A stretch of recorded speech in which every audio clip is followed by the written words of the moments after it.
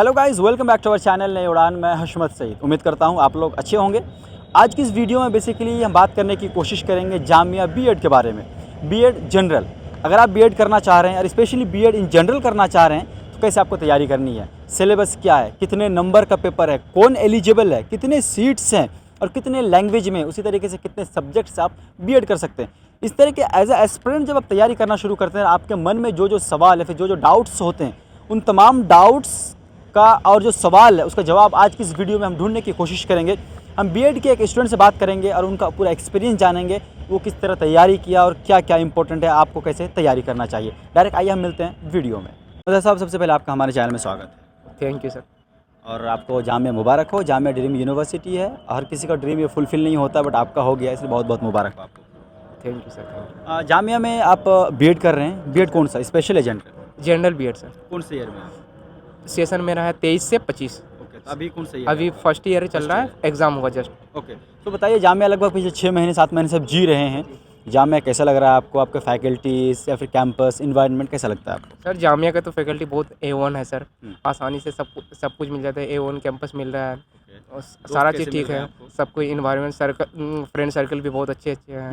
सब सही है सर। ओके, चलिए अब हम बात कर लेते हैं ज़रा कोर्स के ऊपर। राइट, आपने कहा बीएड, पहले ये मुझे बताइए जामिया में बीएड कितने तरह का होता है?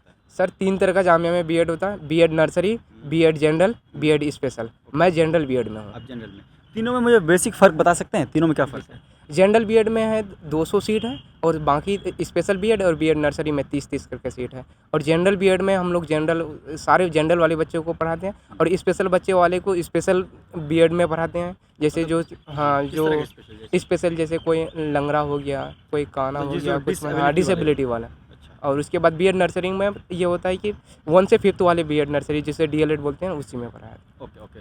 तो एलिजिबिलिटी में जानना चाहूँगा, कोई बीएड अगर करना चाहे उसकी एलिजिबिलिटी क्या है? सर उसका एलिजिबिलिटी क्राइटेरिया है कि वो ग्रेजुएशन फुलफिल होना चाहिए किसी भी हाँ। सब्जेक्ट से? जी जी। अच्छा, और एक चीज़ मुझे बताइए, अगर जिस सब्जेक्ट से उसने ग्रेजुएट किया उसी सब्जेक्ट से वो बीएड कर सकता है या फिर कुछ भी? जी सर, 2 पेपर पेडागोजी होता है बीएड में।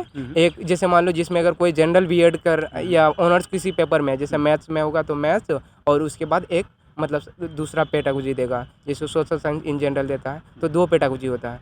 तो अगर 6 सेमेस्टर में आपने कोई भी पेपर पढ़ा होगा तो उससे भी डाल सकते हैं, या जो ऑनर्स पेपर है उससे भी डाल सकते हैं आप। ओके, कोई अगर सब्सिडरी जैसे पढ़ रहा है तो उससे भी डाल सकता है? जी सर, जी बिल्कुल। हाँ, ओके। 6 सेमेस्टर होना चाहिए पढ़ा हुआ। Okay okay. तो आप मुझे बताइए, बीएड की अगर हम बात करें जामिया में स्पेशली लैंग्वेज की, तो कितने लैंग्वेज में बीएड कराया जाता है? सर इन जनरल का हर जगह पे दो तरह से, हिंदी और इंग्लिश में कराए जाते हैं, लेकिन जामिया में 3 तरह से है। ये हिंदी प्लस पॉइंट है। जी जी, हिंदी, उर्दू, इंग्लिश। ओके, जी। तो किसी में भी कोई भी कर सकता है? जी जी बिल्कुल, कोई भी कर सकते हैं। अच्छा, लैंग्वेज मेरा ऐसा तो नहीं है, लाइक मैंने जो ग्रेजुएशन किया वो इंग्लिश में किया है, मतलब जो मेरा मोड था वो इंग्लिश मीडियम था, अब मैं उर्दू में बीएड करना चाह रहा हूँ, तो मैं एलिजिबल हूँ इस चीज़ के लिए? जी सर, आप एलिजिबल हैं। बिल्कुल। जी जी। ओके, चलिए अब हम बात कर लेते, चूँकि एलिजिबिलिटी हो गया, अब मैं पेपर के ऊपर ज़रा आता हूँ। उससे पहले मैं एक चीज़ और जानना चाहूँगा आपसे, बीएड जामिया में कितने सब्जेक्ट्स में कराया जाता है? सर बीएड सारे सब्जेक्ट से था, लेकिन इस बार जैसे कंप्यूटर का नहीं था तो इस बार से कंप्यूटर भी इंट्रोड्यूस किया है as a BEd. Okay, computer में क्या? कंप्यूटर में कंप्यूटर अगर कोई भी साइंस हाँ या फिर बीसीए या कुछ भी एक किया तो पेडागोजी एक कंप्यूटर भी मिल जाएगा, इस बार से लॉन्च हो ये रहा प्लस है। पॉइंट है। जी जी बिल्कुल। चलिए आप मुझे बताइए, ये एंट्रेंस होता है ये कितने नंबर का होता है? जी एंट्रेंस तो 170 नंबर का, तो 170 का होता है।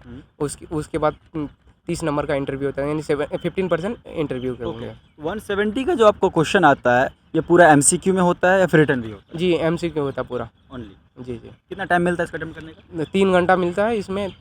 3 घंटा सफिशिएंट टाइम है, उससे मतलब सारा क्वेश्चन हो सकता है। यस बिल्कुल बिल्कुल। पूरा? जी बिल्कुल।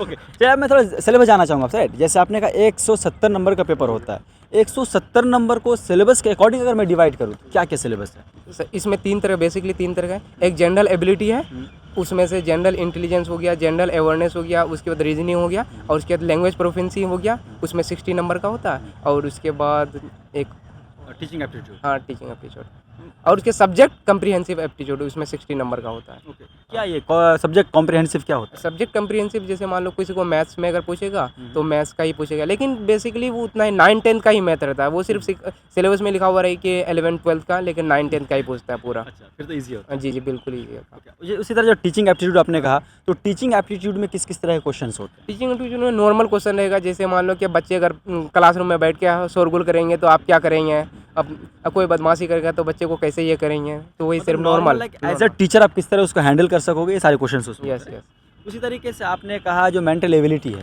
तो मेंटल एबिलिटी वाले सेक्शन में किस तरह क्वेश्चन होता है? मेंटल एबिलिटी में तो अरेंजमेंट वाली नंबर क्वेश्चन या ग्रुपिंग वाली क्वेश्चन आसानी से, या कोडिंग डिकोडिंग, रीजनिंग का होता है यस इसमें यस। सारा, ठीक है? इसका लेवल क्या होता है? बहुत हाई? नहीं बहुत बहुत लो लेवल का होता है। आसानी से कोई भी थोड़ा बहुत गो थ्रू होकर के विजिट सिलेबस देख लेगा तो आसानी से हो जाएगा। पक्की बात। पक्की बात। ओके, उसके बाद जो जीएस वाला होता है सेक्शन होता है उसमें, इसमें किस तरह का क्वेश्चन होता है? जीएस में भी नॉर्मल रहता है, 9-10 का ही रहता है। आसानी से जो हम क्या जीएस में क्या क्या कवर होता है बेसिकली? जैसे सॉइल का टाइप्स ऑफ सॉइल हो गया, साइंस हो गया, हाँ इसमें हाँ, सोशल साइंस, और उसके बाद साइंस का भी सिंपल रहता है।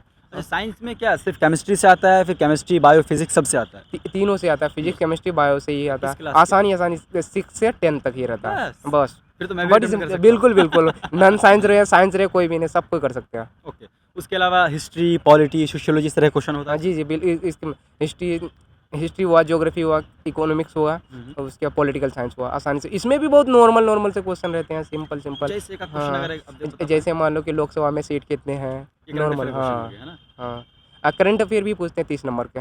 अच्छा, करंट अफेयर किस तरह क्वेश्चन होता है? लाइक बहुत टफ, इजी, या फिर किस तरह किस एरिया का करंट? नॉर्मल रहता है। सब और इसके normal हाँ होता है। एक नॉर्मल क्वेश्चन फेमस है करंट अफेयर का, नज़्मा अख्तर जामिया की क्या है।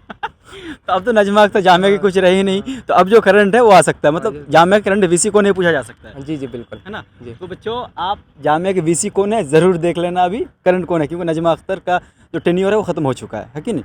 ओके, तो ये सारा जो आपने सिलेबस बताया, क्योंकि अभी टाइम बहुत कम है, बच्चे तैयारी करने में जुट चुके हैं, है ना?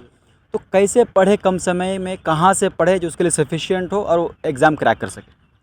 सर वो तो आसानी से अपने से ही भी पढ़ सकते हैं, गो थ्रू सिर्फ विजिट कोई होगा book सिलेबस से। वगैरह, हाँ कोई बुक आती है इसके लिए स्पेशल? नहीं सर, इसके लिए तो मैंने नहीं पढ़ा था, हो सकता है कि बुक आया, लेकिन मैंने जस्ट एग्ज़ाम दे दिया था, वो तो हो गया अच्छा, था। कुछ लोग जो है दुआ पब्लिकेशन के जो शफीक उर रहमान गाइड है उसको सजेस्ट करते हैं, वो कैसा, आपको पता है कुछ इसके बारे में? जी जी हाँ, शफीकुर रहमान सिर्फ हम मेरे दोस्त ने भी पढ़ा था, तो वो आसानी से देख लेगा कि उसी से किस तरह से पैटर्न का क्वेश्चन दिया हुआ, उसी से सिर्फ देख लेना है, बाकी जा करके एग्जाम अच्छा, देना एक प्रॉब्लम क्या होता है पता है, जो इंग्लिश में मटेरियल इजीली मिल जाता है, जो लोग उर्दू में अटेम्प्ट करना चाहते हैं फिर हिंदी में, उसके लिए प्रॉब्लम होता है। तो जो हिंदी या उर्दू वाले हैं उसके लिए कोई सजेशन कहाँ से मटेरियल ले और कैसे कैसे ले?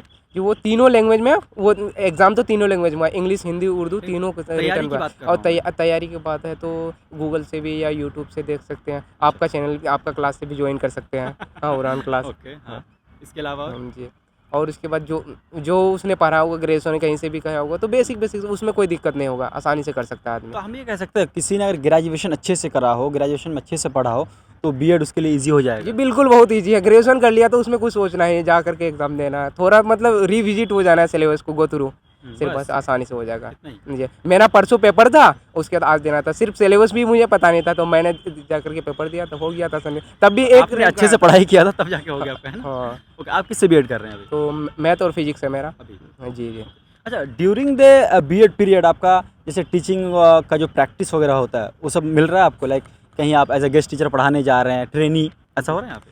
हाँ, जैसे फर्स्ट ईयर में हम लोगों का ये रहता था स्कूल ऑब्जर्वेशन, तो स्कूल को जा करके देखना है कि स्कूल सिस्टम कैसे चल रहा है, क्लास कैसे चल रहा है, या स्कूल सिस्टम कैसे मैनेजमेंट हो रहा है। तो उसके 15 दिन का हम लोगों को ये था, वो पढ़ाने के लिए भी दे रहा था कि जाइए आराम से। मैं ये जामिया ये दिया था मेरा स्कूल, तो मैं जा करके पढ़ाया था, मुझे बहुत अच्छा लगा था। अच्छा, बिल्कुल। ओके। सो लोगों को बीएड करना चाहिए, और बीएड करने के लिए अच्छा एक सवाल मैं आपसे पूछूंगा आपसे, जामिया और दूसरे जगह के बीएड में क्या फ़र्क है, कुछ बता सकते हैं?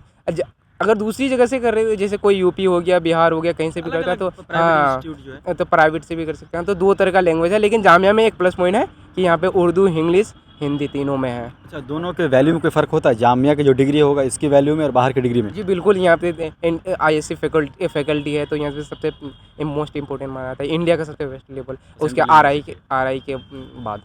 ओके, क्योंकि अभी टाइम बहुत कम है और बच्चे तैयारी में लग गए हैं, तो आप इनको कुछ गाइड करना चाहेंगे, कुछ बताना चाहेंगे कि कैसे कैसे पढ़े और क्या क्या पढ़े जो उसका भी सिलेक्शन हो? जी बिल्कुल, टेंशन नहीं लेना है, आराम से थोड़ा सा सिलेबस को देख लेना, बाकी एग्ज़ाम दे देना, इंशाल्लाह सबका हो जाएगा, कोई दिक्कत बाकी जो सिलेबस पढ़ेगा वो कहाँ से पढ़ेगा, कैसे पढ़ेगा, कुछ अगर बता सके आप, कोई साइट, कोई बुक आप सजेस्ट करेंगे? नहीं। जी वो शफीकुर रहमान का ये बस। और उसके बस, और अपने से देख लेगा आसान से।